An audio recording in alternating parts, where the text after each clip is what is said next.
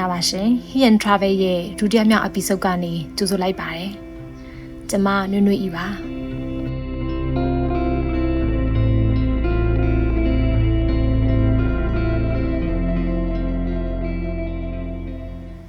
ပြီးခဲ့တဲ့ဘက်ကကျမတို့နှစ်သိစကားတွေအကြောင်းပြောခဲ့ကြတယ်နော်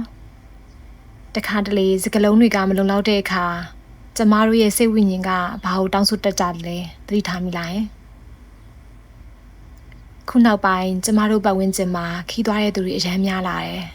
။ပြည်တွင်းတင်မကဘူးပြည်ပဟောပါရအောင်ထွက်ကြတယ်။စီးပွားရေးတွေခက်ခဲတယ်။နိုင်ငံရေးတွေရှုပ်ထွေးတယ်။အနာဂတ်ကမရှိရဘူး။ဒါပေမဲ့လူတွေကရအောင်သွားလာနေကြတယ်။ဒါ့အပြင်တချို့ကပြောကြလိမ့်မယ်။ဒီလောက်ကြက်တဲနေရကိုအပျော်ပါမတ်နေကြတော့လို့ဒါပေမဲ့တကယ်ပဲအပျော်ပါတတ်လားဒါမှမဟုတ်ကျမတို့ရဲ့စိတ်တွေကမပြိုလဲအောင်မရွတ်သွတ်သွားအောင်ထွက်ပေါက်တစ်ခုခုကိုတောင်းဆိုနေရလားဒီနေ့မှာတော့အစိတ်တောက်တွေကြားကထွက်ပြေးခွင့်ဆိုတဲ့ခေါင်းစဉ်လေးနဲ့ခီးသွားခြင်းရနေရတဲ့ကုစားမှုအကြောင်းကိုအတူတူရင်ဖွင့်ကြရအောင်ရှင်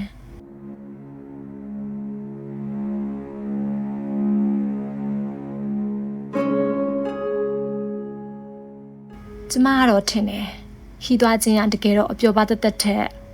survival mechanism ရှင်သန်မှုအတွက်ထပေါက်ရှာလို့တောင်ပြောလို့ရပါတယ်။ကျမပထမ episode မှာပြောခဲ့သလိုပဲအဆင်ပြေသွားမှာပါဆိုတဲ့စကားတွေကတခါတလေနားထဲမှာပဲရှိနေပြီးလုံသားတဲ့အထိမရောက်တတ်ဘူးလေ။ဒါပေမဲ့ခီးသွားတဲ့အခါကျမတို့မြင်ရတဲ့တောင်တန်းကြီးတွေပင်လယ်ကြီးတွေအေးချမ်းတဲ့တောတောင်တွေကစိတ်ကိုအလိုလိုငြိမ်သက်သွားစေပါတယ်။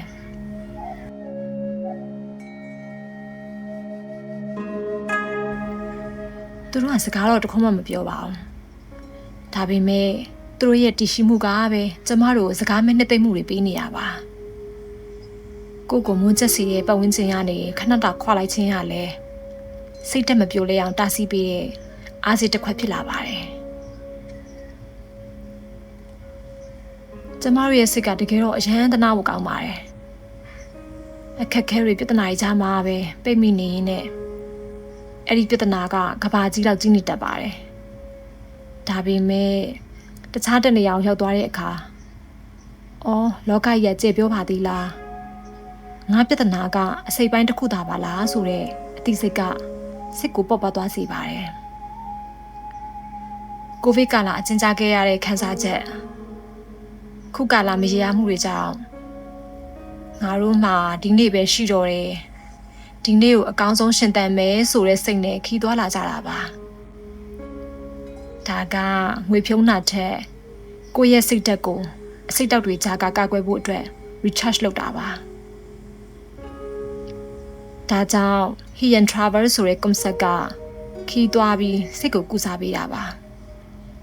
ခီးသွားတယ်ဆိုတာနေရာပြောင်းတာတွေမဟုတ်ပဲနဲ့စိတ်ကိုပတ်ဝန်းကျင်တစ်ထဲပို့ပေးရဖြစ်လို့အိမ်ထဲမှာနေရင်လည်းစာအုပ်ဖတ်တာတချင်နှောက်ဟောင်းတာနဲ့စိတ်ကူးထဲမှာပဲခီးသွားလို့ရတဲ့အကြောင်းတွေမျှဝေတာပေါ့ဒီနေ့ podcast လေးကိုနားထောင်နေတဲ့တငယ်ချင်းတို့ကိုပြောချင်တာကနာကျင်နေရင်အတင်းမဖုံးဖိပါနဲ့ပင်ပန်းနေရင်ခဏဖြစ်ဖြစ်နားလိုက်ပါ